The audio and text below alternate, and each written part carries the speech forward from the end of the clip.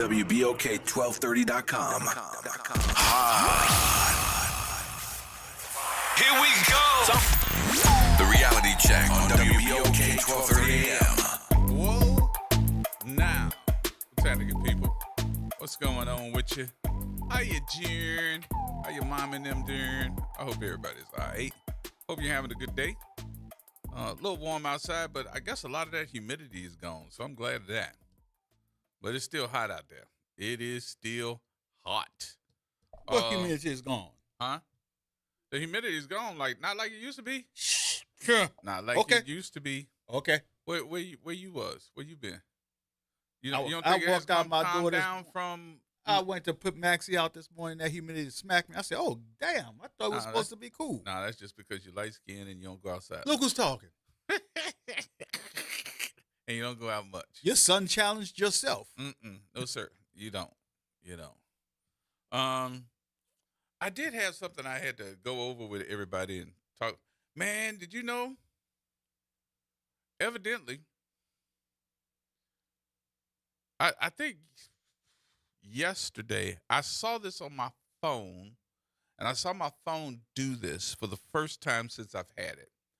Have you ever had several calls to come in at the same time and your phone just say error? No. I had like 5 telephone calls that I was trying to get to at the same time. Like, hold on a minute, I'll be right back. Hold on a minute, I'll be right back. When I got to the third one, it said error, and everybody dropped. But evidently yesterday, we said something that really got to people. What did we say? And everybody was talking about the budget. Everybody was talking about, the politics of the politics of the politics. And then everybody was talking about, the mayoral potential last night. And we saw what that came out of. I think Oliver Thomas, Lena Moreno, Royce Duplessis, and Mr. Juno. What's his name? Jununo? I keep pronouncing it incorrectly. I hope he forgives me for that. As they clashed yesterday in the mayoral debate. And what did they, what did we get out of it? Anybody else watch it last night? What did y'all get out of it? You saw it. Yeah, I watched. What did you think? You really want me to say? Tell the truth and shame the devil.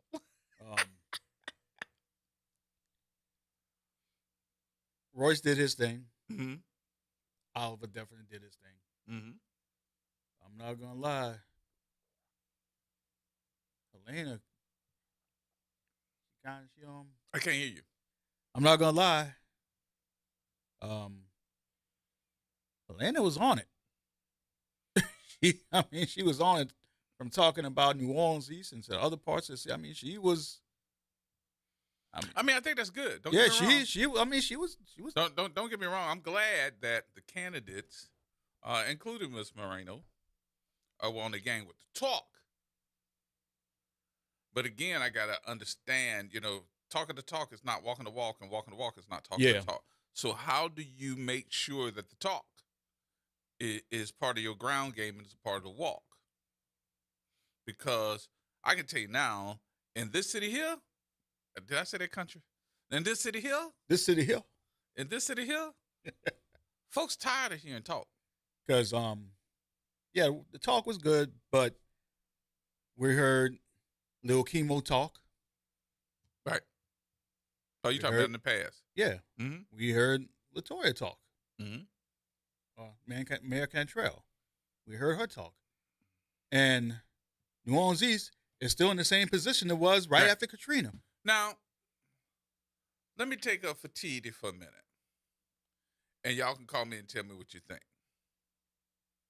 And I'm serious. I do think at some part in the beginning of LaToya's political campaign for mayor, when she first took office, when she swore in. I wonder if you're going to say the same thing I'm thinking.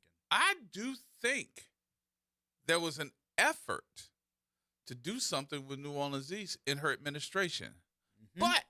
But That big but uptown Audubon place, but Something happened. yep. And that's I s- I said I wasn't gonna say nothing about that one because I was gonna get in trouble. But I really do believe that independently she was doing something. She did this, she did that. Here comes COVID. Uh-huh. Then you had those folks in Jefferson Parish that ended up telling her you need to open up the city, and she was like, "Y'all, no, I'm not opening up the city. I don't work for y'all. Y'all in another parish. Y'all didn't elect me." She handled her business during COVID. But when she said that,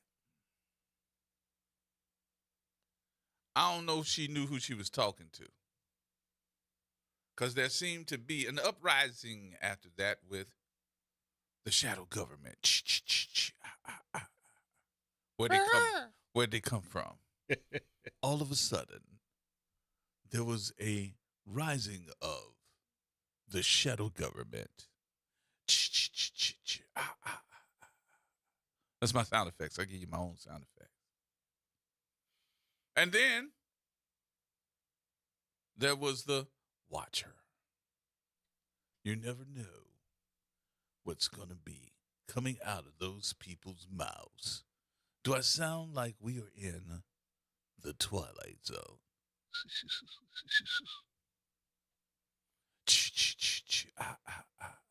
Why did you tell those people to screw off? You just should have said to them, I hear you talking, but let me assess it and I'll get back to you. And then tell your administration, when the phone rings and the caller ID says it's them, answer the phone and say, we're sorry, the number that you're calling has been disconnected or is no longer in service. Because you're in the don't give a damn zone about you. Hey, Miss Ty, what's up, baby? What's going on, G? How you doing? I'm all right. Just what you said is what I've been telling people for the longest. During her first term, I believe that she had every intention to do the things that she set out to do to help New Orleans East, the city as a whole. But when COVID happened, everything changed. She had to focus on that, which, I mean, I think she did an immaculate job during COVID. And, you know, like you said, when she mentioned, and I don't think, like you said, I don't think that she understood, you know, the underbelly of New Orleans when she said what she said, you know, to Jefferson Parish and them trying to strong arm her and XYZ or whatever. I don't think she understood that there's, you know, like I said, this underbelly down here. I just don't think she understood the ties between the next parish over and the parish here. Those folks don't not know each other. Those folks are speaking on behalf of not only them, they speaking on behalf of folks here. Because what was said was, we're not opening up the business. They were like, oh, okay, cool. They probably called the business council over here. Right. We ain't part of the business council. Yeah, and see, that's why I said I think, and I will tell anybody that I have that conversation with when they have something to say about Cantrell, she handled herself. During her first administration, she handled herself quite well. I just think that the pressure of everything that you know, put it this way, the result of her actions going against what they wanted her to do, that pressure built on her, and she couldn't handle it. And then, of course, what comes back is, all right, we're going to watch you like a hawk 24 hours a day, 7 days a week. And when we do, we're going to find something on you. And when we find something on you, we're going to go to our other partners. What other partners? The radio and television stations. Yep. And we're going to put out a hit on you. And then at that point, that's when T.D. appeared. Now, don't get me wrong. I think very, very much that you got to be able to understand. And this is gonna sound bad, but you can call me later and tell me you shouldn't have said that. You got to be big girl. You got to put your big girl drawers on and understand that you can't do what they do. They're watching you. Right. You can't do. And I've noticed that all of our mayors of the melanin category of mayors, albeit light skinned. thank you, needed to be that way as well. And they weren't. Because they watching you. You can't do Right. what they do. And Yeah, you it's got to like, work yep. twice as hard to get it right. Yeah, I mean, the city will elect you, but you have to, you have to abide by the underbelly. You have to abide by those rules because there are these unspoken rules. And I think that with Cantrell, what happened was instead of her falling in line, like you said, and putting on her big girl draws, she just thumbed her nose to the system and was like, you know what, F it. I'm just gonna do whatever I want to do, and that was the downfall. Yeah. Yeah. So the question I have, and I think that everybody should be asking the same question: what candidate you got now that's strong enough to go against that underbelly? What candidate do you have right now that's not gonna fold to the pressure? And if they do, what's gonna happen and what's gonna come out on them? Because everybody got skeletons.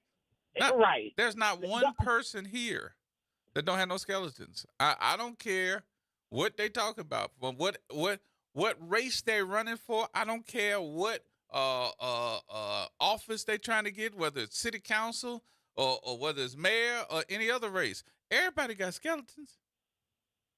Who won't fold to the pressure? I think that the only one in which, and it's everybody has their own opinion about who they're voting for or whatever. I think the only one, and I'm not saying that he doesn't have any skeletons in his closet, but I believe that because he's already been through so much scrutiny, Oliver Thomas is one that will, I think he'd be a little more safer if that's a good way to put it. Not saying that, like I said, he doesn't have any skeletons, but I just feel like because he's already been under such a microscope, he would be better. He would handle it better. I just don't want to see no grown ass man laying on the floor. I'm not talking about Oliver, by the way. I just don't want to see no grown ass man laying on the floor because they couldn't handle the pressure and fold to some BS. Yeah, and that's my concern with Duplessis. Yeah, so I don't know. It's just it's a weird space for me because I'm not completely sold on anyone. But like I said, if anybody could handle the scrutiny, I think that Oliver Thomas would be the person. Very good. But I also want to look at, and I don't know why I think this, but one of the things I do hear with Oliver when he speaks is history. That one word is history. And when I hear that history, I hear him talking when it was good to be a New Orleanian. You understand what I mean? When things were good, some people within that circle know what I'm talking about. When things were really good, when New Orleans East was really, really good, and I'm not speaking about it disparaging, but I'm saying if you compare it now to then, oh my God, we missing out. This is how you sum it up. Back in the 70s, early to mid 80s. Say, bro, where you live at? Well, I live out in the East. Dang, bro, you live in the East? About early 90s to now. Say, bro, where you live at? I live in the East. Oh, damn, bro, you live in the East? That's where it went from. And that's exactly how it is. So I just think that the person who's got to be in charge, the person that's going to be the executive that's sitting in that big desk, you got to have some balls. You got to have some, and you got to be able to identify how the flavor is uptown to how the roux is being made in the East, because that's not the same. Now, she said one thing last night that did catch my attention, that she was going to form a special group to handle everything specifically for New Orleans East. No one has ever said that before. Yeah, it has. When? Mitch said it. Man, that dude don't count. Why he don't count? She was in office. He couldn't get his hair to grow back. She was in his office. She was in office too during that time while he was there. She understood that. And when he said it, he said not only I'm going to form a group, but they are going to be mayors. They were entitled as mayors under him. Remember them? Remember that part. Remember that, Ty? I do remember that. Okay. And it never came to fruition. Those folks were put in place. They were there. I remember when he came out and he had a big old thing over at Household. Had the whole place full. Made all these promises to us. Nothing ever happened. Mm-hmm. All right, Ty. Right, How you been? You been all right? Well, let me say this one last thing though. When it comes to Moreno, my only thing with that is this: is that we all talk. They can all talk a good game, but when it comes down to actions, that's where my issue comes in. They can say whatever they got to say to get in office, get our vote, and then boom, nothing. Mm-hmm. Because she was on city council all of this time. I don't know. I just don't see the work. And I agree with Royce Duplessis. You caused the chaos. Now you want to be mayor. You caused the chaos. There you go. All right. Yep. Thank you, my honey. All right. Appreciate you. Have a good one. All right, you too. All right, we got to take a break. Cedric, we're coming back, man. I got to take my break here. Let me take my break and we'll come right back. Get your calls in 504-582-9422. More coming up.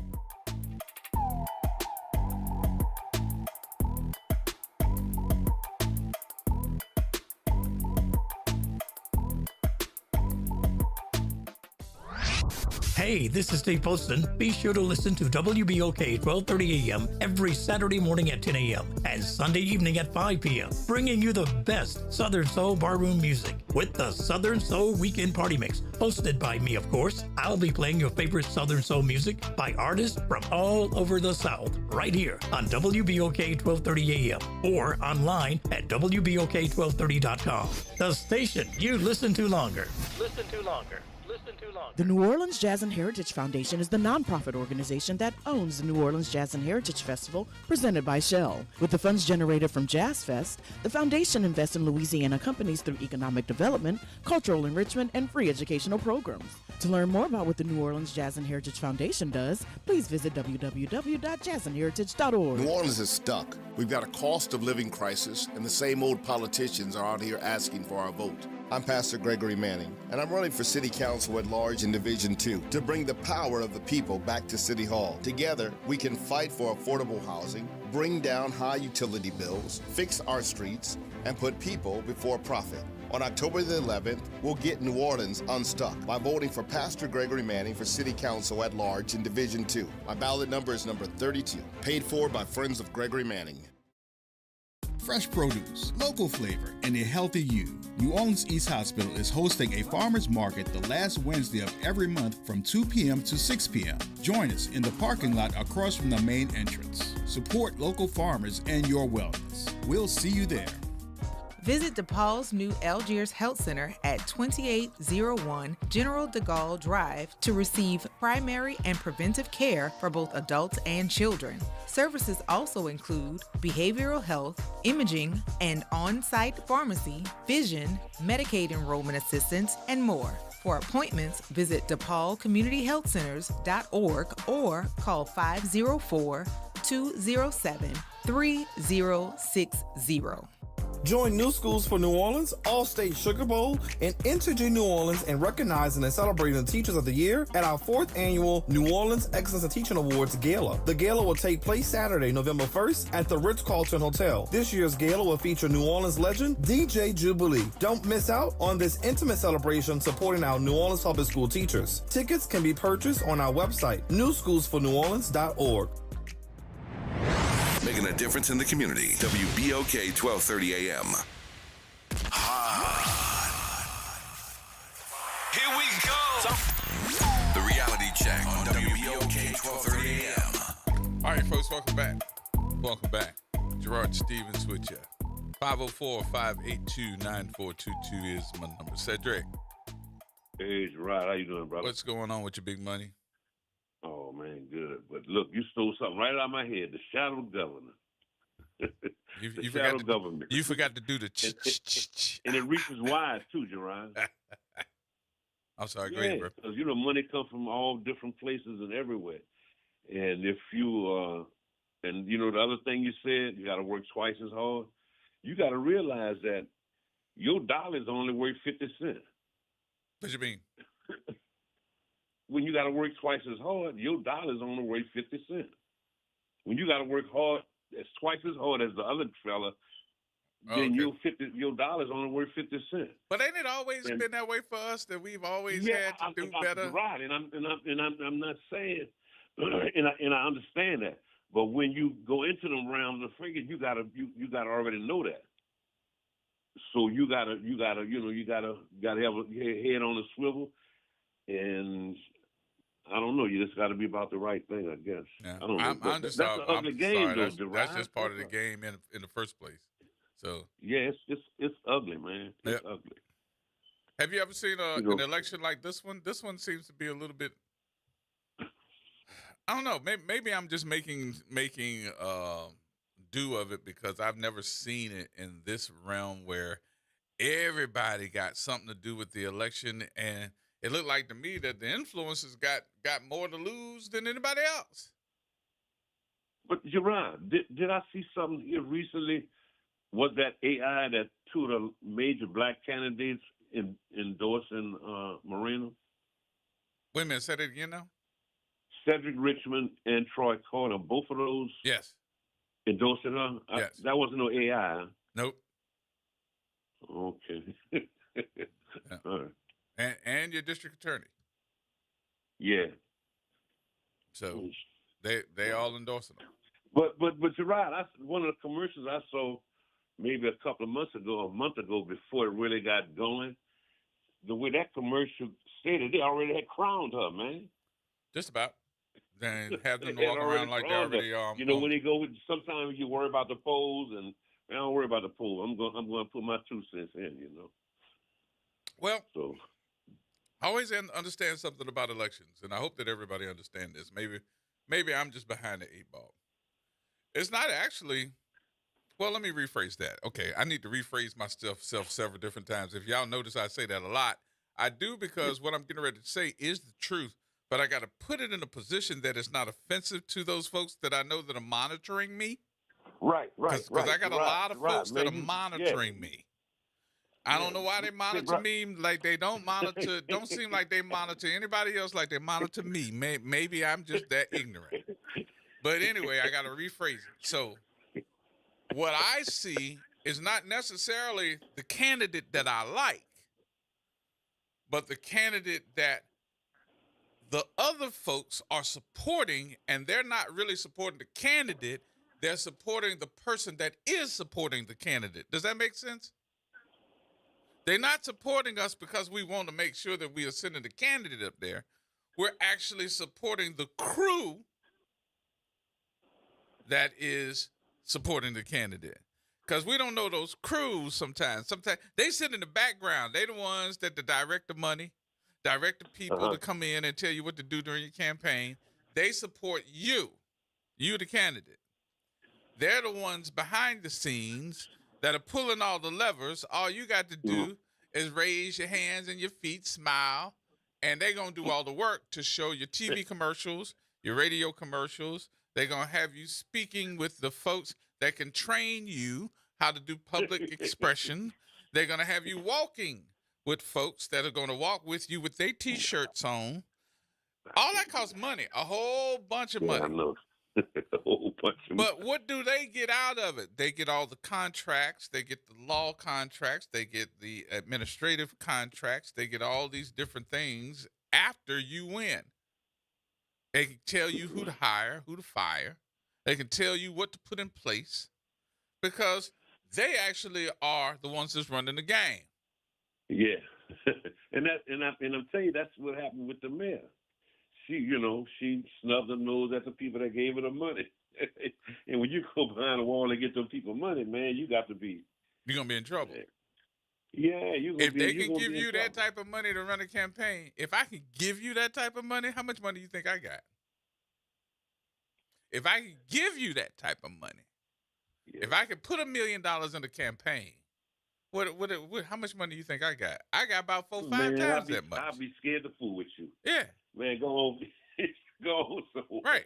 And you got money to throw away on a gamble? Right. But Gerard, not so much how much money you got.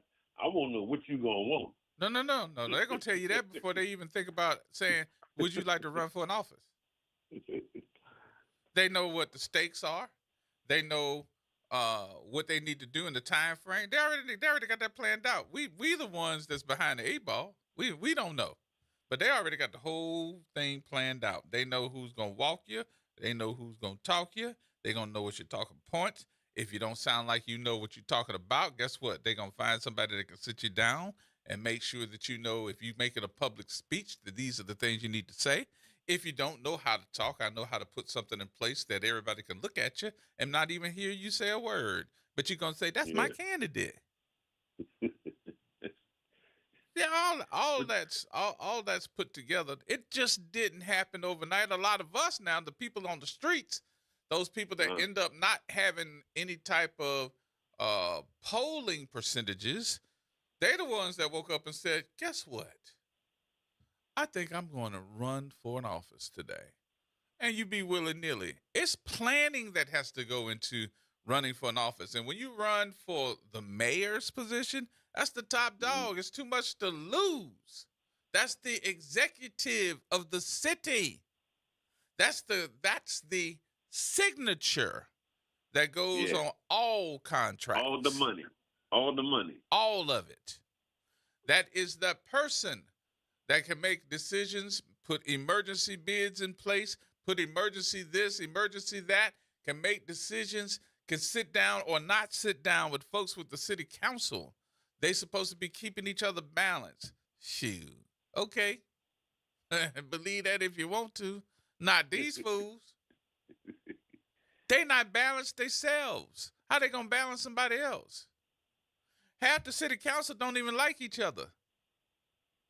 That's sad. Have you ever thought about that? I'm just being honest. They might be able to work together, but there's a bigger position of them not even liking each other.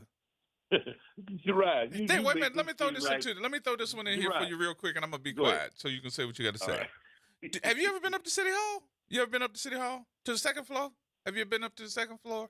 No, I only go over there for the mechanical department. That's the only thing I ever do. Oh, okay.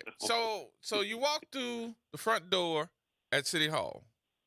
When you walk through the front door, the first thing you're going to be met with is by a guard, somebody from the police department or somebody that's a guard saying, all right, take all the things out of your pockets and da-da-da-da. You go through the metal detector. After you go through the metal detector, they direct you to where you want to go. You're either going to go down to the first floor where they have all the different other offices or whatever other floor you need. They're going to ask you. You get on the elevator. You go up to the second floor. You go to the second floor. You are met by a guard, a person that's saying, where can we direct you? You want to see the city council? You got to go to your left. If you see in the city council, if you want to go to the mayor's office, you got to go to the right. All right? Sign here. So you just have to sign in, right? So it made me stand there one day, and the lady looked at me who was the security guard, and she was like, what's wrong with you, sir? I said, nothing. I'm just thinking about something. She said, what's that? I said, you ever thought about you got folks that won't talk to anybody in the mayor's office, and you got folks in the mayor's office that won't go and talk to somebody in the city council's office, and they just a hallway where the elevators, where you get in the elevators, they're a hallway separate from one another. So I got a problem with you, you got a problem with me, but all we have to do is cross the hallway to talk to each other. And they won't do it. Don't that sound like the little cheering in the street? That sounds like the stupidest crap that I have ever. I was like, wait a minute. Don't they sound like our little children that be cutting up in the little churn? You ain't say children. You said churn. Mm-hmm. You're right. Churn. CHURN. Churn. Yeah. Not children. That's churn. Churn, yeah. And I thought to myself, I was like, before it even get out in the media on something that's wrong, all we had to do is go, hey, Mr. Mayor, Madam Mayor, can I come in for a minute? Or, hey, city council person, president, vice president, can we meet? Because they got guess what they got on the other side where the city council is? Guess what they got? The mayor's office? They got the mayor's office on the other side, but guess what they got inside of the offices of the city council? They got a meeting room. A meeting room just for them? Yep. Yep. How often do they meet? That meeting room empty all the time. Go ahead, Gerod. Man, the only time I come down there, I stay on the first floor, and I go over there where you pay the taxes at. Right. You really need to go upstairs. I would suggest to anybody, even if you don't have no business, just get off on the second floor. You go see the lady that's the security guard that's sitting at the desk. She's gonna say, "Can I help you?" Very nice lady. And if you facing toward the front door, to the left is the city council chambers, and to the right is the mayor's office, and her communications folks are in the mayor's office. So I'm like, y'all don't talk? Something wrong. All right, bro. Let me take these calls. I got everybody on hold. Keep up the good work, man. All right, bro. Don. Gerard, man, you got me in shock over here. You're in shock? Why you in shock? You mean to tell me Cedric Richmond and Carter have endorsed Marina for mayor? Yeah, from what I saw. You know, I'm at a point now. They don't think they got anybody in the race apparently that are qualified to be mayor other than her. If they're going to her side. So evidently you didn't hear what I said. So No. it was code. It was code. But I'm gonna say it again for you so that you'll understand. You're gonna get it, but you're gonna get it after you hang up. Okay. All right, you ready? I'm gonna repeat it for you. Sometimes it's not that I like that person so much that I'm going to endorse them. I'm talking about the person. All right. Mm-hmm. Sometimes I'm endorsing the person that the person in the background that we don't know who I'm talking about, but some of us do, has told those folks to endorse because they are under that same crew. Yeah. It ain't got nothing to do with the person. It's the crew. I understand. Apparently, it runs a whole lot deeper than what we imagine. Now, look, I'm not going to sit up here and bust the crew wide open. You know why? Because they'll be coming after me. They done it already one time before. I understand you have to protect yourself. But look, it reminds me of... What's that? It reminds me of when Mitch Landrieu was running for mayor. And he had all of these black folks decided that he was going to be the best, thing for the city. The crew. With all these black mayors. Yeah, running. Now let me tell you something, Don. Let me tell you something. All right, you ready? Okay. The white folks been doing this forever and a day. Yeah. We just catching up, so I ain't mad at the crew. Right. I'm mad at the crew for one reason and one reason only. Y'all trying to tell me that that's your candidate, that's who you want to stick with because of polls? Yeah. You polling better? All right. That's what you're going for? Yeah. What I'm scared of, and I don't know if you're scared of it or not, is are we getting ready to lose our blackness as a city that supports our own? And what type of deal do you have with this crew who's also black? Yeah. That she ain't going to turn it back on you. Right. And see, it goes back to what happened in the race for the presidency. You had all these blacks deciding that, we're going to vote for this man because we think he's, in our best interest. And all of a sudden, look what is going on between, the blacks that voted for him and Hispanics that voted for him and a lot of whites that thought that he was going to be the best thing for them. And now what they're finding is that he's turning things so upside down that they don't know which way to go. And they don't know what's going to happen. I think that's exactly what's going to happen to this city if this lady is elected. And apparently from what is happening, you got a lot of blacks in this area that feel that she's the best candidate. They're looking at, like you said, other things and feeling that nobody else is going to be able to help us. We're going to do just like we did with Mitch Landrieu. We're going to have her in office the same way. And I think they're going to, look at this situation in a year or two and say, man, what have we gotten ourselves into? Well, I do think that, listen, I want everybody to understand something. I am not against Elena Moreno. I'm not against her. I'm not. But I got to tell everybody that most of the candidates that I know, everybody has the right to run. What makes me sick about this election is that everybody has spoken up like she's the golden child. Yeah, like she's done things for the city, and And I'm still the trying black to figure folks out. in the city are the first ones that are complaining to me about city resources and things that they Right. don't have. And you've been in a powerful position for the She's been there last 8 years. years. Yeah, and when they talk about her being able to help these people get out of that radioactive area, in Gentilly. Yeah, I thought that was Suzette Bagneris that helped these people get out. I didn't hear her voice anywhere in that situation where these people were suffering and talking about trying to get their money from the city and all. I never heard her say anything, and all of a sudden now they're giving her credit for these things, and I'm just at odds, man, trying to figure out what in the world's going on here in this city. Don. Yeah, I know. Shh. Each knee son she. You don't know. You ain't supposed to tell it. Yeah. As a matter of fact, why don't I call her and ask her? Yeah. Well, that would help. I don't know if she's gonna answer, but you could call that. Because I will tell you this.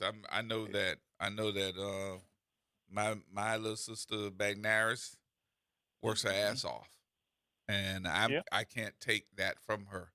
I've seen her stay in her office on issues of the city for folks.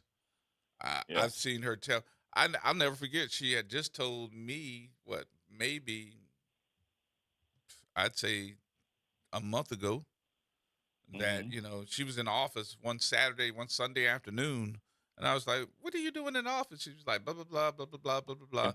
And I'm gonna be here for at least 3 or 4 o'clock in the morning. I'm like, "What?" Just trying to get it together because she had to make sure that she got it together. That's her work ethic, and on everything. Right. She just won another one for the kids over at finally came through that they heard her oral arguments because I can't say that she won it yet until she tells me for the kids over at Kennedy. Right. Now look how long I've been talking about that. She never gave up on it. Yes, indeed. Well, like I said, Gerard, we're gonna find out in the next few months how these people are looking, and I think over the next year after that, we're gonna see how the city's doing. We can call back and tell you, we told you so. Yep. We're gonna be looking around, wondering what they're gonna do next. Ain't that where we are now on a national level? Yeah. So, no doubt. History repeats itself. History repeats itself. So here we go again. Absolutely. Yeah. Well, Gerard, thanks so much for your time, all right, man. Mr. Don. Thank you, brother. You're doing, man. All right. Appreciate you. All right, y'all. Hold on. More coming up. We got to take another break here. Galloway, Brother Mims. Hold on, y'all. Don't go nowhere. We coming right back.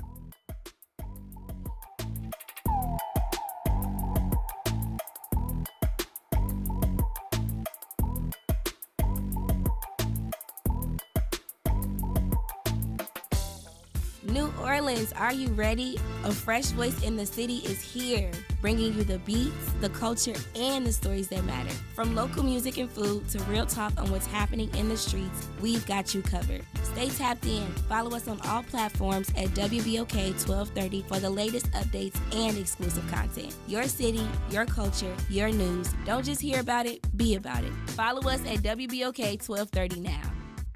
Tired of the impersonal, one-size-fit-all style of banking? You deserve a bank that delivers exceptional service and personalized attention to your needs. That's the Home Bank Standard. Since 1908, Home Bank has been a trusted financial partner for businesses and families because we go the extra mile to help you reach your goals. See for yourself why Home Bank is good for business, good for life. Stop by any New Orleans area location or find out more at home24bank.com. Home Bank, member FDIC. New Orleans is stuck, while career politicians like J.P. Morrell aren't fighting for our community. I'm Pastor Gregory Manning, running for City Council at Large in Division 2. Our community is my top concern because when our community rises, the whole city rises. I will fight to eliminate Entergy late fees, stop cutoffs during the summer heat and winter cold, and put people before profit. On October the 11th, let's get New Orleans unstuck. Vote Pastor Gregory Manning for City Council at Large, Division 2, ballot number 32, paid for by Friends of Gregory Manning. Hear that? For too long, Fixing our streets and drainage has only meant inconvenience and empty promises. This is Matthew Willard. I'm running for Council at Large, Division 1, to really fix our city so we spend less time dodging potholes and street flooding and more time cheering on the Saints. As a state legislator, I've proven I can deliver. At City Hall, I'll build on that record. Paid for by the Matthew Willard campaign. WBOK. Listen now on WBOK1230.com. Here we go. The reality check on WBOK 1230 AM. All right, folks, welcome back. 504-582-9422 is our number. Galloway. Man, where you at? Gerod, how you doing? Good. Where you at these days? Man, I am actually on the road. Well, not on the road. I done made it to what's this, Talladega. You're I'm up here for the Talladega? football. Yeah, Alabama A&M. What we do, we got a weekend crew. We go tailgating on the weekends to all HBCU SWAC schools. Oh, okay. So every weekend we find a different SWAC school to go to. It's just our way of giving back. We feed everybody for free. We don't ask anybody for donations or nothing like that. And just get the feel of the young college students and how they feeling. And one of the things we always talk about is voter registration and voting. Mm-hmm. And last night when we was traveling, we got to watch a little bit of the debate. But my question to y'all, to any of your callers, were they in this 2,976 responses to the debate last night? I have not asked that question. So they are going to have to tell us that if they want to. So what did you think about that last night? Now, listen. The numbers that they got here compared to what I saw don't add up. I know this woman did not get 53% of the 297 people that responded. You know how I know that, Gerard? How you know? Because her little minions, the Muppets, are upset. They are saying that Royce is attacking her. Royce is being mean. I'm like, this is election season. The gloves come on. Right. If they're upset, where did you find this 976 people? Lakeview? Garden District? Now, if you do the math, she got 53% if the election was held today. Right? Now, Duplessis got 13, Oliver Thomas got 14%. Even with Duplessis and Thomas numbers combined, they still don't catch up. Right. Now, come on now. Because that's only, 26% of the vote? Yeah. Come on now. So, WWL need they behind kid. That's my opinion on it. You're skewing your readers to make you think that this woman is doing such a great thing. That back and forth about those emails. You really want a man that I don't know if y'all have her answer. I'm sitting here like, this lady don't know what she's talking about. Or she afraid. Because he straight up asked me, who from my team said that about you? She never answered that. Talking about, oh, well, it's in the courts now. Nah, lady. So what courts are they in? I have no idea. That's what I want to know. That's why I was calling today. I'm like, okay, this is in the courtroom? I mean, that's her answer, not mine. I didn't make this up. So I was like, well, this lady is pulling the wool over a lot of folks' eyes. I did see a commercial with was it Troy Carter or Tony Carter? One of them Carter boys was in a commercial walking with her. I was like, okay. When you talk about the crews and the machines, I keep telling folks in Orleans Parish this. When they tried to recall American Trail, Helena Cruz was already there. Barstool put up $1 million. And who did Barstool want to work with? Helena Moreno. Think about this. This ain't no conspiracy. You can look to see Barstool gave $1 million for the no LaToya campaign. Then other money, you know where the other money comes from? Where's that? Washington, D.C. Republicans. You got to remember, and I keep telling folks this, New Orleans is the last major black urban city that gentrification and conservatives really don't have a hold of. Mm-hmm. That they don't? You don't think they do? They don't have. No. Man, hold up there. Hold up, bro. I'm going to tell you something that's going to shock you right now. I hope you're holding on to the steering wheel. Okay, go ahead. We got more Republicans in New Orleans than you'd ever shake a stick at.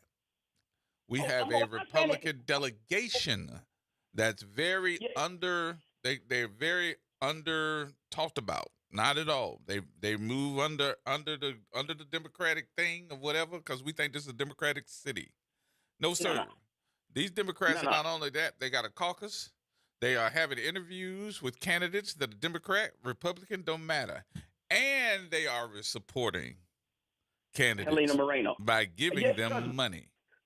Yes, I know. Trust me, the lady, she didn't let it slip out. Well, I don't think she let it slip out. She wanted to know that the Republican caucus in New Orleans or in the state of Louisiana basically is supporting Helena Moreno. Mm-hmm. See, she does not have to bend or fold. Mm-mm. They've already told her, you get up in here, this is what we're gonna do. You're gonna give them same little Negroes that supported you. You're gonna give them enough to be quiet. You're gonna find you 2 or 3 of them to calm them down. Now, all this other stuff you talking, we are gonna be in control of this. Mm-hmm. You're gonna sit up there. You're gonna enjoy your little Mardi Gras balls. You're gonna enjoy your little trips to France and to other countries, probably Mexico. You go down there, get you a little parade and all that stuff. And you're gonna be the guest of honor at Rex. And exactly, you're gonna be on the front page. Have you ever been? Have you ever been to Rex? No, I don't go to Klan organizations. No. Let me tell you something. I went. I know I'm gonna get in trouble, but that's what I do. I went for the first time this past year. This is my first time going. I've been here 35 years, and this is my first time going to the Rex ball. I sat there most of the night with my mouth wide open. And the reason why? What did you see? The reason why is because I saw actual Marines that have gone through basic training, been deployed, been in there 30, 35 years, wearing their dress blues and got their actual dress clothes on, bowing down to a fictitious king. A fictitious, he's not a real king. And you guys are real Marines walking up to him and bowing down. And I'm talking about with medals of honor.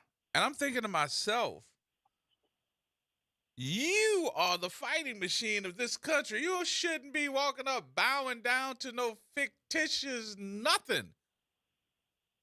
Bowing down, when I tell you bowing down, I'm talking about bent over bowing down. And I'm thinking to myself, how are we pretending that this is even for us? It's not.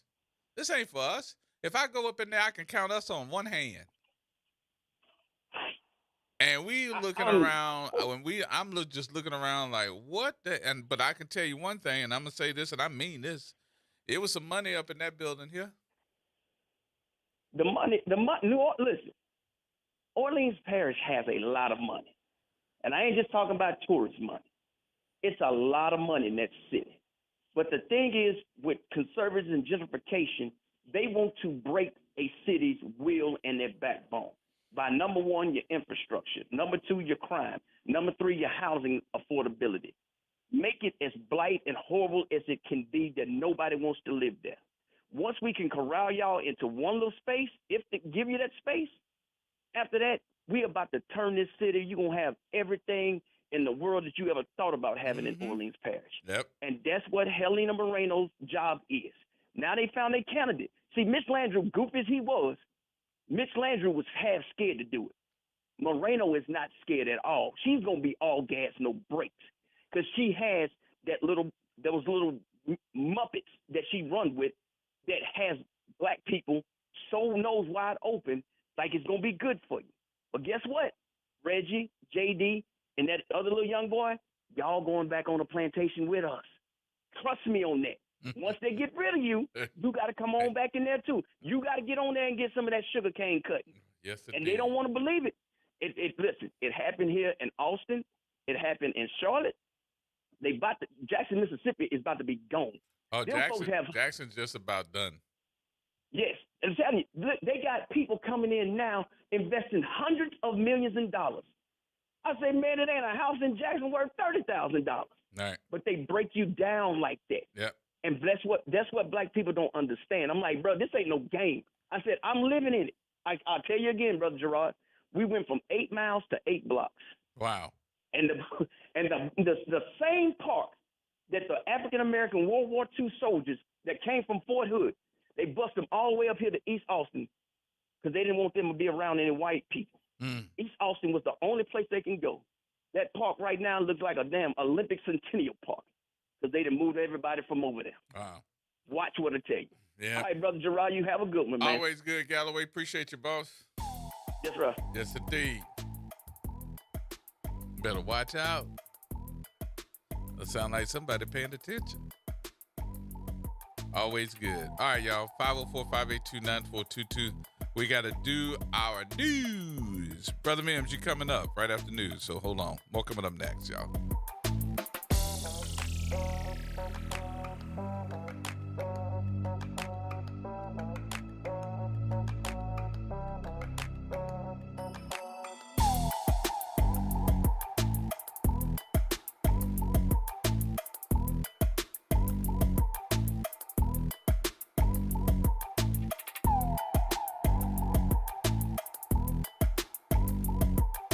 From the campus of Xavier University, WBOK Go and Equity Media Station. I'm Amber Payton with BIN News Now. Harvard has ended its undergraduate minority recruitment program, which supported minority students since 1971. Recruitment will now be handled through the Harvard Recruitment Ambassadors Program. The change comes as universities face heightened scrutiny on diversity efforts after the Supreme Court banned race-based admissions in 2023. Saran Mamdani has picked up another key endorsement in his run for New York City mayor. State Assembly Speaker Carl Heastie is backing the Democratic Socialist, praising his focus on affordability. Mamdani, already leading in the polls, was endorsed by Governor Kathy Hochul last weekend, but has yet to secure support from leaders like Black House Minority Leader Hakeem Jeffries. And Black Chicago Mayor Brandon Johnson released recommendations to address the city's $1 billion budget gap. Proposals include new taxes on bottled water, liquor, and plastic bags, plus reinstating a head tax. Get BIN News Now on demand 24/7 on the iHeartRadio app.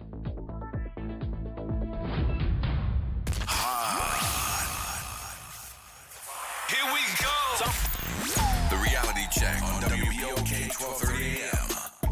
All right, folks, welcome back. Yes, indeed. 504-582-9422. Let me remind everybody something before I get to the other telephone calls here. My friend, your friend, and everybody, I want to make sure that we all have made some plans on Friday to join us over at Charbonnet Funeral Home because we're going to say our final goodbyes to longtime supporter of this radio station and also a longtime supporter of New Orleans, and that is Brother Sekou. His homegoing services are Friday over at Charbonnet, and we need to make sure that we get over there and say our finals. They even put, if I'm not mistaken, I could call Miss Vera, but they put us, WBOK, on the, I guess his program for the service. And I know Graylin is saying that he's going to make sure that he gets up, but I will also get up and talk about my friend, Sekou, and say some good stuff about him, because one thing I do know about Sekou, he loved this city. But I always looked at Sekou as a historian of not only just this city, but all the things that happened from the West Coast to the East Coast and down South. He would always be able to give us the details. Sometimes he sounded like he was mad, but I call it passion. But Sekou I think that we all need to give our, I guess, our condolences and also give him his flowers and let him know that we miss him, we love him, and let his family know and talk about him. And I didn't know Sekou that well when I first got here, but Sekou made sure that I got a chance to know who he was. Sekou used to ride by the radio station in Gentilly on a bicycle and always had his camera with him. And some of those photos that Sekou took, I hope that somebody brings some of those impressive portraits that they made those photos out of. I hope they bring them to his homegoing service so that you can see how important this man was in documenting all the things that happened in the world on the West Coast, down here, down south, overseas. He took some dynamic photos that I think should be in somebody's museum. But we'll talk about that too when we get there on Friday as we send and do a pleasant homegoing for our friend Sekou on this Friday. All right, Brother Mims. Brother Mims? Brother Mims.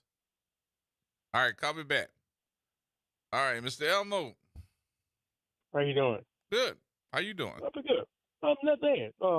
Listening, I don't know. Everybody's different. Myself, when I look at candidates, I try not to get too personal on race, culture, creed, religion. I try to go by what have you done in the past? What have you done for the community? What have you done for the area in which I live? And then I could have a better judge on who I would vote for. I don't go by what you say you're gonna do. If I look at what you did, a particular candidate, and they were great for their district, especially Councilman at Large. I got to really look at what you did because you have a lot of power as a Councilman at Large. Why? Because you run the city wide. So, and I'm not putting Rand on the spot. I'm just saying, what have you done across the board? Not so much the area where you live, but the whole city at large. So when you look at that, that's how you can get a good evaluation. You don't need to be a brain surgeon to understand that. You get a good evaluation on what they did. I ain't saying what I'm going to do. What have you done? And I try to look at all the candidates. They got a candidate, particularly I really like, and I'm going by the experience that they've had in politics. But they have done something. Now, I didn't see nobody else has ever done anything, but I always felt myself, I ain't speaking with nobody else. When I look at a candidate, I don't just look at the color of their skin, youth, education. What has they done in the position that they had when they was a state legislature or councilman lodge or whatever position they had? That's how I try to go by. But how about if that person hasn't held the office yet but can hold their own against those that have? But that's a good question. You won't know that until they get that position. But I'm saying, I say it to me. Because again, right. But I'm going by what you just said. I'm going by how you look at a candidate. You look at a candidate by the education. Let me repeat myself again. What I said was, that's a good argument that you made. I don't disagree with you totally. What I said was, I try to, when I look at candidates, and then there's an argument with candidates, and you heard them, national, state level, federal level. They say, oh, well, he don't have no experience. Well, how can you get experience unless you put that particular position? Right, but what I'm asking you, I don't think you understand what I'm saying. You said, I don't understand exactly what you're saying. Listen to me for a minute, Mr. Elmore. Stop getting so that got doggone defensive. Listen, no, I'm only repeating what you said. You said when you look at a candidate, you're looking at their education. You're not necessarily looking at the race of the person. You're also looking at what they've done while they were in office or any other. I said to you, so how about if this person that has not been in office is making a whole lot of sense to you, but they haven't been in that office? Then how do you change up how you decide on if this person is who you're going to vote for? Okay, now let me make sure I understand what you're saying. You're saying that they don't necessarily have to be in politics, or they don't necessarily have to be in a position. What you're saying? Either or. Again, I mean, Now, how do you judge Well, it? That's what I'm saying. well. Again, I'm looking at the folks who running for mayor. I look at what they have done in previous positions they've had. Okay, now we don't have anybody that don't have. Everybody that's running for mayor has experience. The Plessers has experience, state legislature. Oliver has great experience. I mean, more experience than any. If you really want to get technically, Oliver has the most experience than anybody that's running for mayor. Matter of fact, than most mayors ever ran. If you really want to be technical. Okay. You understand what I'm saying? Yeah, but I'm saying to you, what if there's somebody that you like that does not have that experience? I'm saying, what if? How would you then I have to let the judge it? chips fall away to me when I see that particular person. But I'm looking at I'm looking at the folks who run it at this moment in time. Every one of those individuals have experience at their level, state, city councilmen, legislators, councilmen, law. I mean, they all have experience. Okay. And all right. and any one of them, if they had that position, I got if you. they had that, if they, in other words, if they had the opportunity to be in that position, I'm sure they would do well. You know. All right. Good enough. I got you. I don't know if that answers your question. No, it did. Mm-hmm. Yep. All right. Let me get these Well, folks no, on the let me line. ask you something. Why you challenging me today? I don't know. You're all right. You good. I'm going to challenge everybody every day. So there you go. All right, brother. Let me Thank take you, these Ed. calls. Thank you, sir.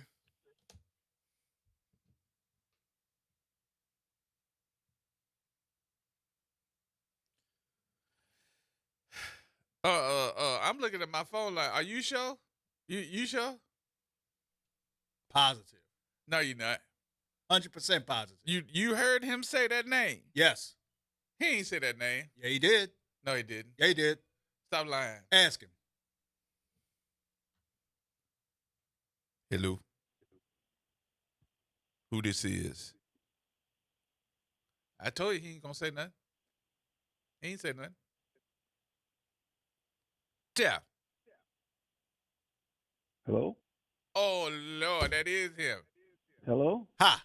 Oh, Say sorry. Is this thing on? Oh, Lord. Bruh.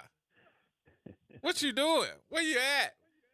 What's oh happening man, with I'm you? on How on some balcony having a cocktail. I'm enjoying myself. You're what you in Venezuela? Listen, man. Apparently, a lot of your listeners have watched the debate last night, right? Yep. Great. I watched it as well. So what you think? Brother Duplessis asked a legitimate question, I thought, last night that didn't get answered. But what I want your listeners to pay attention to and recognize what took place. When that legitimate question was asked,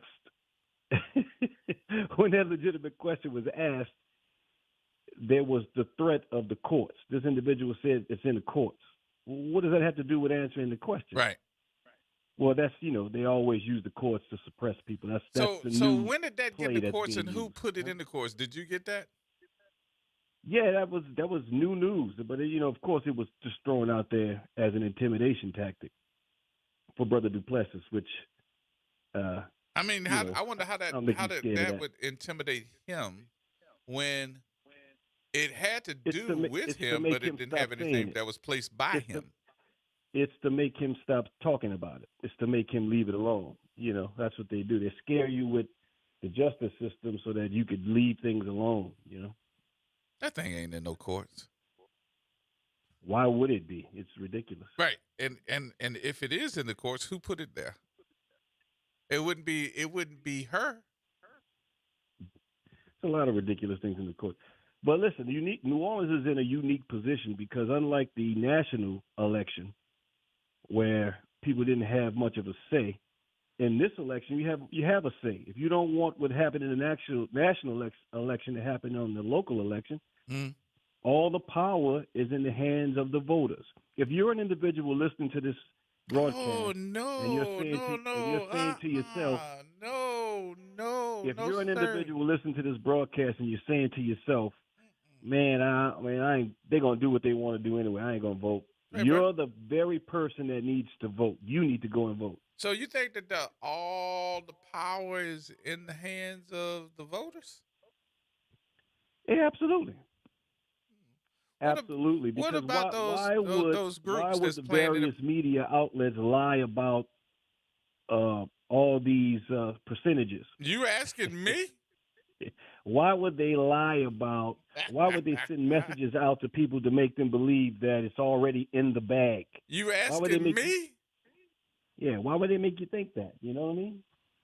It's a rhetorical question. I understand. That's why I'm being rhetorical myself. You asking me? For real though. Why? Because they got who they want. There you go. They already Now, got who they want. shame on us. Shame on us if we allow this. If we allow this to let us lie down and just give it away. All those crews that are together, and they got a couple of them that are together. Oh That's what they do. They sit crews, down and put together their game plan. It's the crews that try to campaign manage individuals that lose every race they support an individual. Yep. Right, let me tell you something. I went to Let me take a sip. Let me take another sip of this glass of courage right here on this balcony. All right, boy. Go and take your go. While they taking pictures, let me take a sip. Did you enjoy it? Did you enjoy it? Yeah. But look, yeah, we went to the senior center today. The senior center off of Chapatulas. They had all the candidates to come out. They had the debates to come out from the at-large, the sheriff, for the council persons, and I gotta tell you, I love the fact that I ain't got no problem saying it. They had the at-large candidates come out there, and I was like, oh Lord, this is gonna be interesting. But I saw Pastor Manning, and I was talking to Pastor Manning and his folks before they went up on the stage. Pastor Manning knew his audience. Pastor Manning knew that these were senior citizens, and he's a pastor. He got up on the stage and started off with, God is good all the time. And everybody in there repeated after him. And all the time, God is good. He knew his audience. By the time he had sat down, he had given out a sermon. Yes. And they clapped, applauded, stood up, waving hands, everything, because of the fact that he knew his audience. His challenger, they were like, see you later. I'm like, Pastor Manning knew what he was doing. But the thing about Pastor Manning is, not only is he a pastor and he knows how to speak to people on the spiritual level, he actually knows what he's talking about as it relates to these politics. Yep. And he knew his audience. He knew what he was going to tell them. He already knew what he was going to do there. So I was like, boy, you set it off. Set it off again. Keep setting it off. Keep doing. Because I really do believe that he got a legitimate chance. I tell you somebody else, too, that they better watch out. Noonan Man. Noonan Man is making some big decisions on what he wants to do and what he wants to see, and calling everybody out that don't see it that way. Need to watch out. Some of these folks that, need to be considering themselves in a situation of David and Goliath. And somebody walking around with a little pebble that's going to bust you right upside the head. So, all right, I got that out. So, you got some more wine or something, bro? Yeah. How you doing? You all right? Oh, yeah, I'm good, man. Hey, bro, I like that suit. Thank you. I saw all the folks check you out. I was like, boy, this is the wrong way to get TV time, bro. I'm just trying to tell you. Absolutely. Absolutely. Oh, well. Can't control it. Yeah. So what you thinking about this race? What do you see? I see a lot. But what I'm concerned about is, what does everybody else see? And are we all seeing the same thing? Because these commercials expose a lot of stuff. Mm-hmm. Yeah. And a lot of people. Yep. I was saying to myself, looking at some of those commercials, I was like, I know that the attorneys are running to the courts to get some TROs from letting them run some of those spots because a lot of folks out there lying. Yeah. So it is what it Yeah. is. But right now, it's interesting to see how this is going to wrap up. What we got, four more weeks? Gerard, I would only submit one thing to you, my brother. I would like the listeners to not allow themselves to be deceived with the practice of the distraction of deception. Oh, we've been hear distracted, things, see bro. things that's not true. It's going to trigger them. It's going to make them upset. But don't allow yourself to be distracted by this deception. Yep. Plenty of that going on, though. All right, my brother. Appreciate you much. Hang in there, boy. I'm going to bring you back in a minute here. Okay. I'm good. Yeah, there'll be time for that. It'll be free and clear. All right. All right, my brother. I'll talk to you soon. Bye. Hey, we got more coming up. Oh, we got time for another one? Or you got to take a break? Go ahead. What? You being nice today. George. Man, y'all gonna put me on break. So I know y'all trying to keep a short leash on the brother. Absolutely. Hey, but that's all right. I'm like looking at all this visual campaigning going on, bro. And but one thing make me understand something, and I think all them people had better remember her name. You know who name I'm talking about, bro? Who's that? Mary Landrieu. What are you talking about? Huh? What that got to do with anything, right? And what you saying to me, Ray? Say it. Are you making a statement or asking a question? Which one are you doing? I'm making a statement and Don't ask me no questions about that. What you got? Make your statement. Bruh, Mary Landrieu. All right, that's your statement? See, they all ran with Mary Landrieu. But when Mary Landrieu made her next step, she was like overwhelming black support in the city of New Orleans, right? But when she ran for governor, I want y'all to remember what happened with her. She took all her money and all her talent and everything and went to the other side, and Louisiana ain't been the same since. New Orleans, you better know what you're really looking at. I don't care who get up there and make all these prestations for her about being the best candidate. Mary Landrieu. So when Mary Landrieu ran, was running for Senate. She was running for Senate she was running for governor. She was and running she, for re-election when for she didn't win Senate. her nomination, she jumped to the other party. Yeah. And that's She jumped to the point other I'm party. really So you making. call her I don't give a damn what she Republican. was running for. She was never a Republican, bro. What are you talking about? He turned Republican. No, she didn't. You better believe that. You better go to your Google map. Bruh, I'm trying to tell you, she did not go Republican. You better go to your Google map. When she did not win that Democratic nomination, she turned Republican.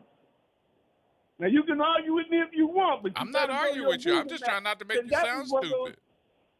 That was one of those decisive moments in my recollection and history of what happened. She turned and went to the other party. And you looking at a situation where they already talking about her husband is in the other party, and the people who are supporting her and monetizing her are in the other party. All of the facts and information that you give, and that's the only thing that's making me remember is like, okay, black folks, last time y'all went deep down on somebody like this, when they didn't get your vote to be governor in your party, she went to the other side. All right, so let me go ahead on and read it to you right now so that you'll stop telling people this. Landrieu was defeated in her 2014 her re-election campaign by Republican Bill Cassidy, with Cassidy triumphing in his runoff. As in 2025, Landrieu is the most recent Democrat to serve in the U.S. Senate from Louisiana. Ain't none of this ever saying that she was a Republican. I don't know where you got that from, but you need to stop telling people that. She went to the other party. She did not. She went to the other party, bro. I'm telling you, she did not. You're going to make me get on my Google machine, Please, too. and call back when you do. Because she was running for governor. Get on your Google machine, whatever your Google machine may be, and call back and tell tell Wick that you're sorry when you call back. Yeah? Wick, call him back. I'm not debating this anymore. Call him back. I saw the exact same thing you read. All right, go ahead. All right. Man, I wanted to read what I saw. I saw the exact same thing you read. It right here. It's in the Democratic Party. It says Moon Landrieu, Mitch, and looking at all their siblings, Democrats. And then it says she was defeated in 2014 by Republican Bill Cassidy. She ain't no Republican. Now she may act like one. Don't mean that she is one. More coming up, y'all. We got to take a break here. We'll take the break and come back and have some more conversation. Everybody go tight.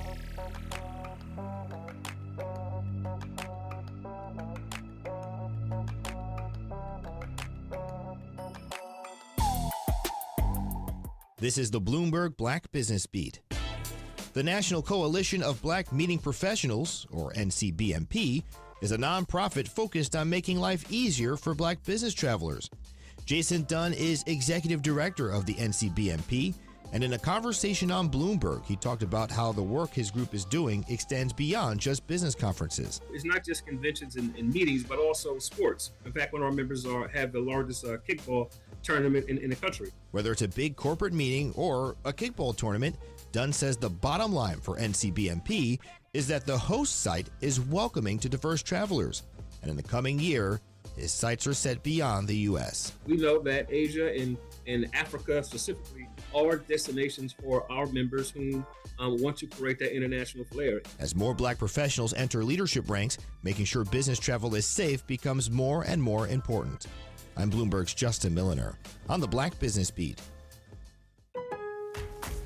Pro Savings Days are back at Lowe's. My Lowe's Pro Rewards members save even more with limited-time doorbuster deals. Save $5 on 24-count Contractor's Choice 42-gallon trash bags, now just $14.78. Plus, get your choice DeWalt Elite Series saw blades for $9.98. Not a Pro Rewards member? Join for free today at Lowe's. Valid through 9/17. Selection varies by location. While supplies last. Loyalty program subject to terms and conditions. See Lowe's.com/terms for details. Subject to change. If Ernest Hemingway was alive today, would he say this to you? Shakespeare, Mark Twain, Edgar Allan Poe, all great writers. And after reading your book, I simply must add you to the list. Wait, you don't have a book yet, so make a free call to Page Publishing. Turn your book idea into publishing gold. 800-215-6818. 800-215-6818. That's 800-215-6818. New Orleans, are you ready? A fresh voice in the city is here, bringing you the beats, the culture, and the stories that matter. From local music and food to real talk on what's happening in the streets. We've got you covered. Stay tapped in. Follow us on all platforms at WBOK 1230 for the latest updates and exclusive content. Your city, your culture, your news. Don't just hear about it, be about it. Follow WBOK 1230 now. Tired of the impersonal, one-size-fit-all style of banking? You deserve a bank that delivers exceptional service and personalized attention to your needs. That's the Home Bank Standard. Since 1908, Home Bank has been a trusted financial partner for businesses and families because we go the extra mile to help you reach your goals. See for yourself why Home Bank is good for business, good for life. Stop by any New Orleans area location or find out more at home24bank.com. Home Bank, member FDIC. The National World War II Museum, located in the Warehouse District of New Orleans. The National World War II Museum tells the story of America's experience in the war that changed the world, why it was fought, how it was won, and what it means today. Visit them online at www.nationalww2museum.org for time tickets and safety information. Making a difference in the community. WBOK 1230 AM. Here we go. The reality check on WBOK 1230 AM. All right, folks, welcome back. Don't forget, coming up at 6 today, Arnie and Carrie going to be in the air chair with a good conversation for you. Make sure that you check it out. Let me go ahead and tell you, tomorrow, my good friend Jordan Bridges is going to be here tomorrow to have some conversation with you. You need to listen to this. Tomorrow, Jordan's going to come in and tell you, for all the folks that you may know, that specifically, or you guessing that you got a warrant A warrant don't necessarily mean that you just bust somebody in the head and you got an assault on you or something like that. No. A warrant could be somebody that needed to go to court for a traffic ticket and you didn't show up. You got a bench warrant. Or because if they stop you, you're going to jail. If they stop you again and you got a warrant, you're going to jail. Unless it's under the discretion. Well, it could be under the discretion of the police officer. But most of them are going to say, step out of the car, please. Man, let's put your hands behind your back. You're going to jail. And you don't need to be driving around in the city thinking everything is okay, but you got that little bit of indiscretion. Do I have a warrant? Did I show up? You know you didn't show up for court. If you didn't pay the ticket and you didn't show up for court, you have a bench warrant. And you need to make sure that you're taking care of these different things. If you did something else and you got a warrant, you know it. Please make sure you listen to tomorrow's show because Jordan, they are having, his organization is having an event this weekend where you can show up and they will take care of everything and make sure that you get that warrant off of your record. Get rid of it or else go directly to jail. Do not collect $200. Do not collect $200. What do I mean? Boy, you never played Monopoly? You put that in the Monopoly? Okay. That comes from Monopoly. Look it up. Sir. Appreciate you very much.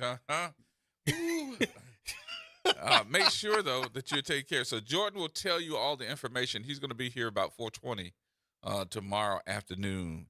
And then on this weekend, on Friday, don't forget Sekou's going home celebration will be at Charbonnet. That's going to be there on Friday, and WBOK is going to be a part of it. I will be there. I know Graylin stated that he's going to be there. And I will be there to make some comments, too, because I've known Sekou for, hell, Sekou used to come over to the other station off of Gentilly riding his bike. So we want to make sure that we send him out right. So I hope everybody can come and just show it, and we shall see. All right? And then Saturday, I need y'all to join me out in New Orleans East at Joe Brown Park. I'm going to try to see if I can get Miss Tangi back on the air again. She did it one time ago, but I want to be back on the air again to remind everybody. Because the Friends of Joe Brown Park are throwing their New Orleans East Festival. That's going to be in Joe Brown Park. I'm your MC. We like to have fun, too. Tangi, please do not let him drive that train. And I'll be driving the train. Please do not do that. Bring the children, because I'll be driving the train around the park. We ain't going to be going but about 82 miles an hour. I ain't say 85. I said I'm under the speed limit, 82. And I don't care if you have a conductor's hat. You can't drive it. Huh? I don't care if you have a conductor's hat. You can't drive it. I'm going to wear my conductor's hat and my suspenders. And hopefully y'all will let the children ride on the train. Oh, Tangi, don't do that there. And I'm going to be driving, around the park. With all the cabooses. The children hanging on for dear life. That's all. It's just the fact that you're saying churn. So we know what's happening. That's right. They're going to be there.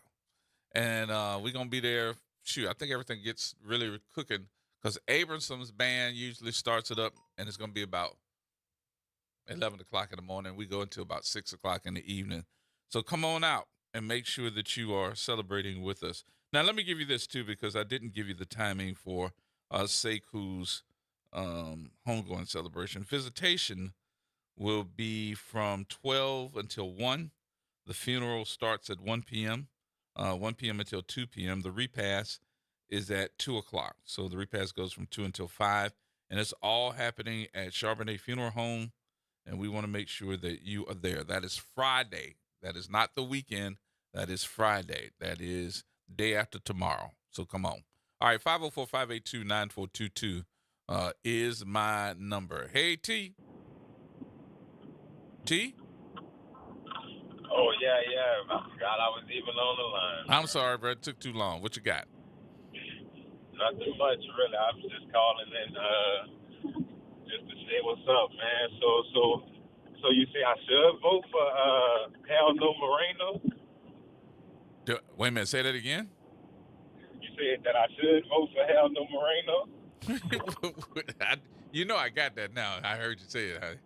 Now, I don't know. I can't tell nobody who to vote for. It wouldn't be right for me to tell you to vote for. So. Okay, so what should I be looking for in the candidate? What you should be telling me what you looking for. Now I want to get Gerard's perspective. I can't give you that. All I can tell you is I want to know who you voting for and why you voting for him. I want to know what you look for in the candidate. As we get closer, I'll probably give what you should be looking for. But I will tell you that I do go through. I think Mr. Elmore said it too. What have you done lately, and what have you done in a position where you can make a difference? That's it. So how come you're not in the race, man? How come I'm not in the race? Yeah. Oh, you don't want me in that race, bro. I got too many skeletons, and they would come out that closet going boogity boogity boogity boo to everybody. But they already taking pictures of me. That's all right. I already know that too. That's why I be posing. I done got my pose on now. So sometimes you got to be able to look at stuff and say whatever, because I can't stop them. It's a free game. So go ahead, take the picture. That's right, bro. I can't change nothing. I can't worry about things I can't change. You can't. I'm gonna come out to that festival too. Well, I'm gonna be on the stage on Saturday all day, so let me know, and then I pose for whoever needs me to take the picture. I'll probably have my shorts on, or I'm gonna have on my my train outfit. See if I can drive the train around for the children. All right, man. Let me go ahead and I got to do my research on these candidates. They all seem so nice about the commercials. Yeah, that's how it's supposed to look. So. Okay. I think we should use a few of them to fill these potholes. Oh, bro. We try to fix the street here. Not make it worse. I'm going to leave that alone, right, T. You trying to get me in trouble. T trying to get me in trouble. You hear me bugging me up on here? All right, T, let me take these other calls, my brother. I appreciate the call, Yes, though. sir. All right, talk to you in a minute. Matt. Hey, what's going on, y'all? How y'all doing? Oh, bro, where you been? Well, y'all, man, I call in every so often. I called in about a month or so ago, I think. Like I told you, I don't be calling as much because I'm basically just frustrated in a lot of ways about this city and everything. But before I go there, let me do a quick tribute to Sekou. Man, that dude was a soldier, man. That dude, he was a warrior for the cause for the black community, man. And he's gonna be missed. I'm gonna miss hearing him call up to the shows, man, and giving his point of view, and then saying, man, I'm out of here. I'm gonna always remember him for that. Now, getting back to this, first of all, let me talk about my man George. George, one of my favorite callers.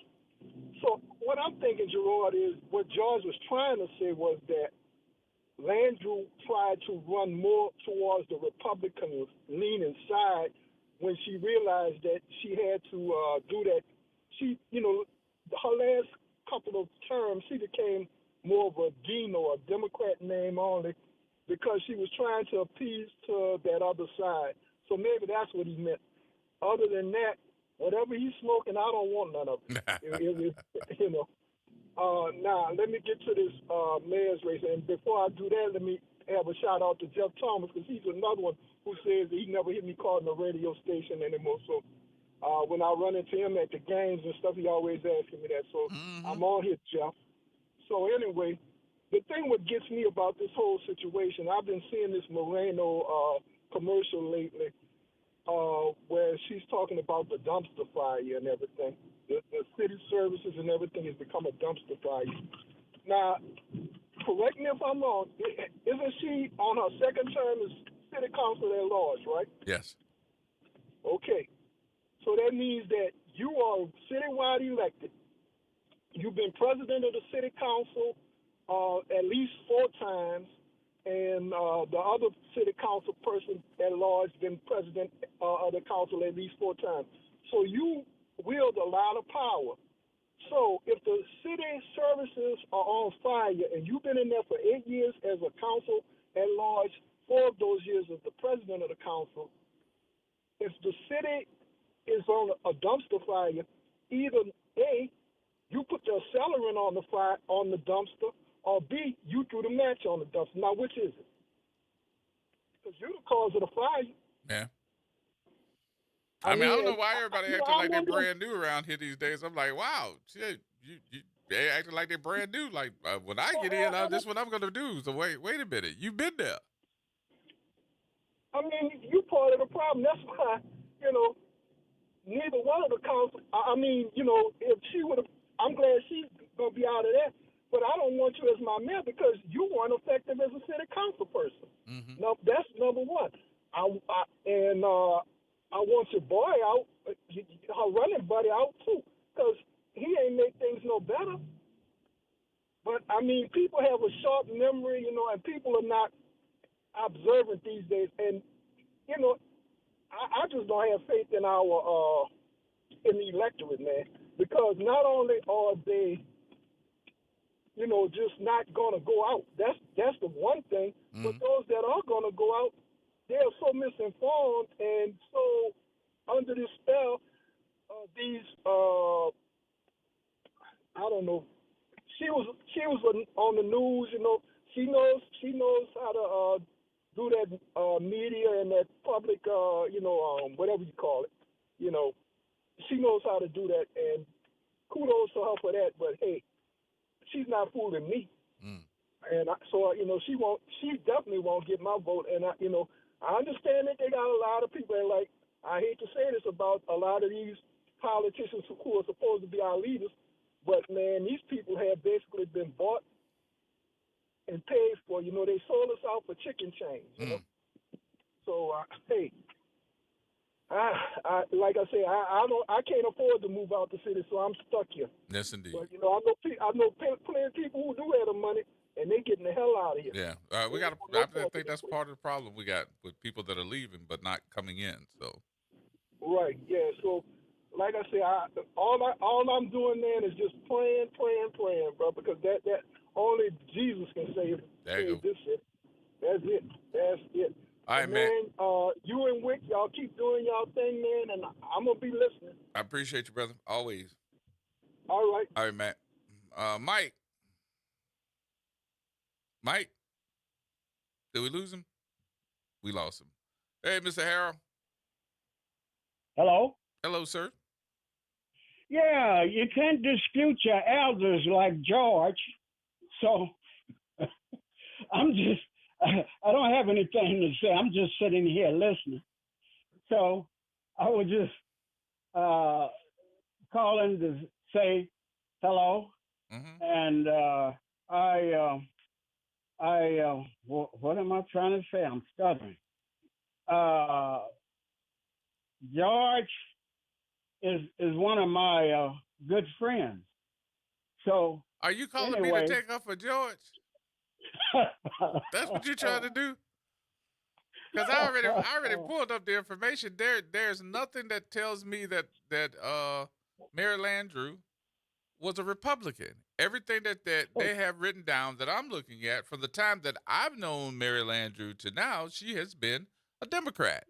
Even when you go through AI, which I also went through AI, it does nothing about saying anything Republican that's coming up is talking about her running against Bill Cassidy, who was a Republican. That's all. Well, he did call and admit that he was wrong.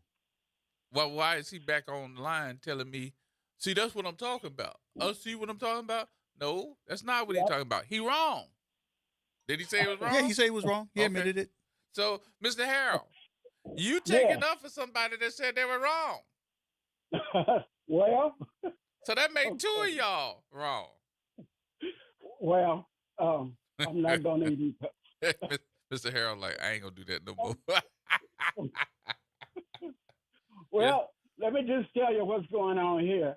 A so-called white judge, killed his wife, and he's supposed to be sentenced today. Wait a minute, what happened?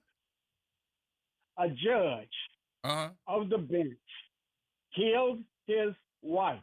Oh, dog. And he's gonna be sentenced today. I don't think that would make national news. But that's what happened. Then yesterday, I heard over the radio that black unemployment is at an all-time high. They fired over 300 black women. Right. 300,000 black women. Right. So there's the stuff that's going on here. The fool that's over in London right now, a waste of time and a waste of money. And he should have been in jail. I don't know when they're going to get him to where he's supposed to be. A liar, a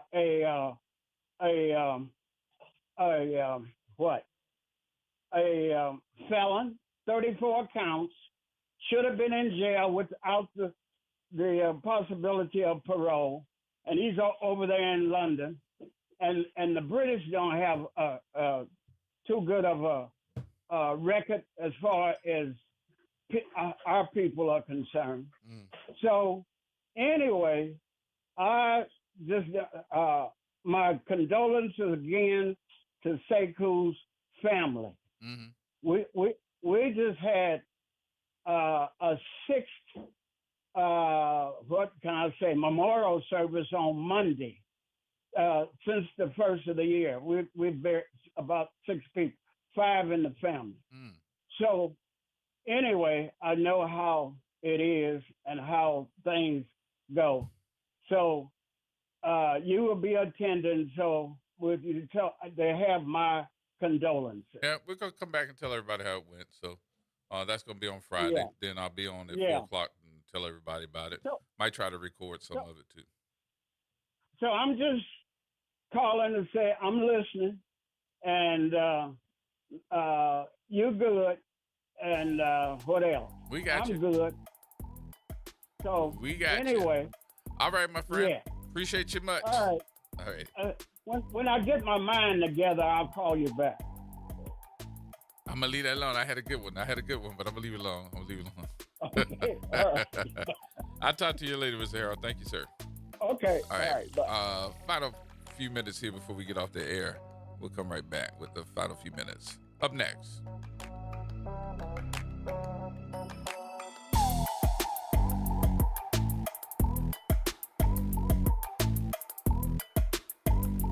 AURN News. I'm Ebony McMorris. The Georgia Supreme Court has shut the door on Fani Willis's appeal to stay on the Trump election interference case. This means Willis, the Fulton County DA who brought the charge, is permanently out after judges cited an appearance of impropriety tied to her romantic relationship with Special Prosecutor Nathan Wade. Trump's attorney called Willis's conduct egregious. Defense lawyers for Trump's co-defendant Michael Roman, who first exposed the relationship, says they hope this finally closes the chapter. But Willis is not bowing out quietly. In a statement, she said she disagrees with the ruling but will turn over all case files to Georgia's prosecuting attorney's council, which will now decide who picks up the case. Willis added she hopes the next prosecutor will have the courage to follow the evidence wherever it leads. For now, one of the most consequential election cases is in limbo. For these stories and more, go to AURN.com or follow me across social media at Ebony McMorris. It's Off the Top with Norman Robinson on WBOK 1230 AM. Not a day goes by that the President of the United States demonstrates his reckless lust for power, his seemingly maniacal disregard for due process. Characteristics in bold display recently to the entire world, with his controversial and questionable decision to order the U.S. military to blow up a small boat in international waters, no less, killing 11 Venezuelans he suspected of smuggling drugs headed to America. This raises many troubling concerns. Underscore the word suspected. When did it become lawful to kill suspects? There was no search and seizure to confirm evidence, though the Trump administration insists they have taped conversations indicating the boat was occupied by drug smugglers associated with a Venezuelan gang. Does that warrant killing them? Why not just stop the boat, and arresting the occupants. Consider that the boat was in international waters and not carrying enough fuel to even make it to the United States. In fact, they had turned around and headed back to Venezuela after noticing they were being tracked by the U.S. military. Legal specialists have called it a crime to kill suspected low-level drug smugglers as if they were wartime soldiers. I spoke with Lieutenant General Russell Honore, a former member of the Joint Chief of Staff's counter-drug strategy team. He says, what happened has never been seen before. It's not normal. The general says the military is not a drug enforcement agency. What usually happens, he says, is the military uses sensors to track smugglers, turns the information over to the Coast Guard, who then attempts to stop, board the vessel, confiscate the drugs, and arrest smugglers. In the event that the vessel carrying the smugglers doesn't stop, the Coast Guard only shoots the engine out to disable the craft. Trump claims the Venezuelan suspects were a threat to America. Legal experts, along with top military lawyers, have rejected that premise. They question whether Trump has legal authority to treat suspected drug smuggling as tantamount to an attack on the United States. Even if one were to accept Trump's argument, I ask you, where was the threat when the boat had already turned away? Mind you, this is all happening within the time frame of the president changing the name of the Defense Department back to the Department of War, which dates back to the 1950s. A perfect fit, however, for Pete Hegseth, the current head of the, quote, War Department, unquote.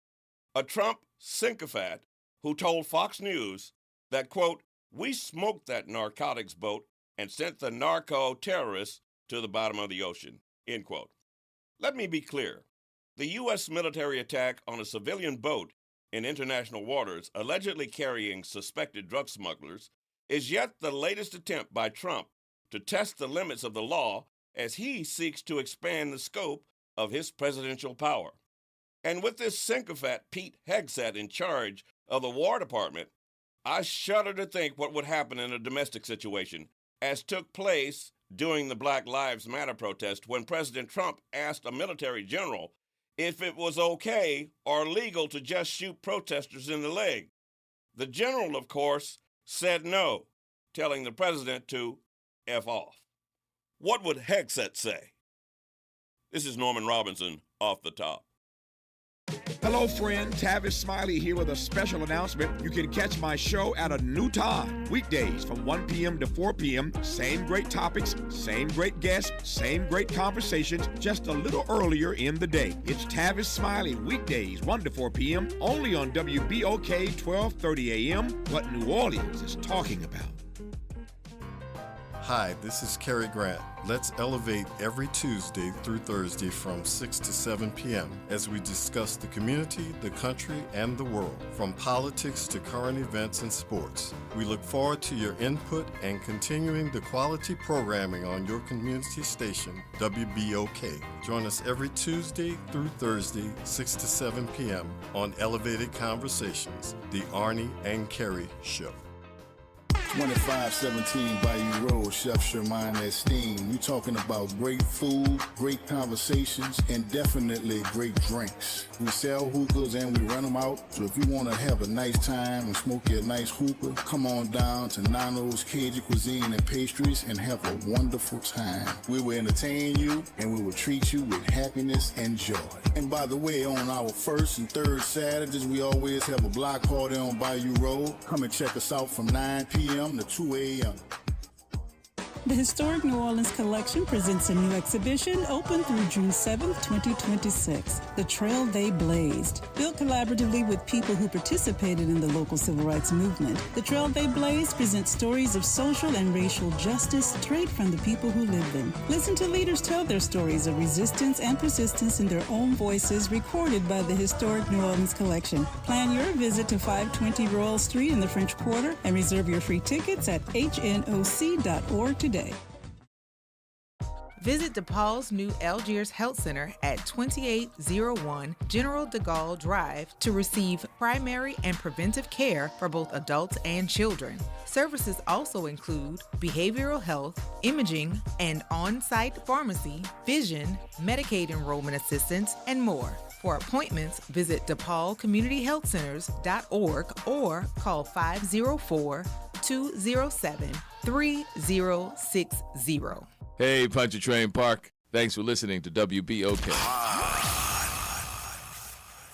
Here we go. The reality check on WBOK 1230 AM. All right, folks, welcome back. Final few minutes here. Don't forget, coming up in just about, top of the hour, we got news. And, of course, Arnie and Carrie will make sure they take you into the evening time. Hey, Ron. What's down with the G? You the man, brother. How you doing? I'm trying to be. I'm all right, maintained. You know, first shouts out to the Fatherhood Roundtable as well as the Huey P. Newton Gun Club. I just want this, remind our people to be careful because, every time when, the so-called powers that be always come to our community and say this is going to be the next best thing smoking, we always end up getting burnt in the end. If we rewind, when they threw down the projects, they said, we're going to make it into the nice houses, this, that, and the third is going to be better. And you look at it, not even a year after it was put up, they was infested with termites, right? Then they came back and they said, we going to take all these parish schools and we going to turn them into charters and it's going to be the next thing smoking since sliced bread. And, we see how that turned out. And now, Helena Moreno is not a new thing smoking. Pride is new. And, like I say, the proof is in the pudding. Every time when the so-called powers that be coming off of us anything, I go back to the Johnson & Johnson shot. We've seen what happened with that. This the best thing for black people because y'all, then you got people with toes coming off, arms falling apart. So, let's just be careful and be mindful and do our homework and start, getting people off of substance instead of just electing people off of style. We always have selective outrage. And one of those things that I'll say is selective is the fact that we have never found out who were the officials that would go and have a conversation without any type of documentation, no one there to transcribe the meeting with the OIG's office. We just let that go. And I know that Noonan has been fighting to try to get all that information. And if it's not that important, if it's nothing that you want to be transparent about, why are you fighting that boy in court? Thank you. That's just like they're fighting him in court. My comrade, Sister Shantae, with the killing of her son by Officer Victor Gant's son. If there's nothing to hide, why are the case files covered? Like, why are they closed where nobody can see them? If you don't have nothing to hide, let the paperwork and the evidence speak for itself. So we'll see. I want to know if this information gonna come out. We'll see. I'm gonna call Noonan and make sure. So we'll do that. But I gotta run, brother. I'll see you Friday too, man. You gonna be there Friday? Oh, most definitely. Cool. I got to be there. Yeah, I'll see you Friday. All right. Hey, Ron. Later on. Thank you, brother. All right, y'all. That's gonna wrap things up for me. Appreciate everybody for being a part of the conversation. Don't go nowhere. Arne and Carrie coming up to take you into the nighttime to get you some more info. Hope everybody has a great day. We'll see you tomorrow.